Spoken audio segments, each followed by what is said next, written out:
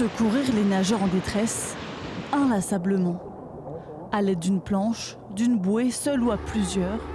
Pendant 4 jours de stage, ces jeunes s'entraînent pour devenir sauveteurs sur les plages cet été.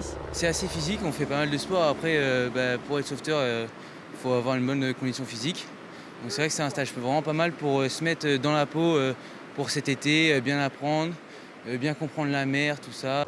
Avant de s'attaquer à l'océan, tous doivent avoir le BNSSA, le brevet de surveillance de piscine. À la base, moi je suis pas très bon nageur, mais j'avais plein d'amis qui avaient fait ce stage et je m'étais déjà sensibilisé au secourisme.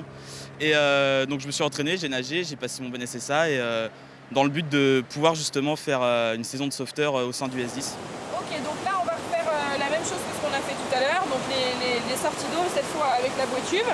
C'est quand même différent de travailler en piscine et de travailler en mer. On va rajouter des conditions, on va rajouter de la météo, on va rajouter une gestion de poste de secours, on va s'intégrer à une équipe.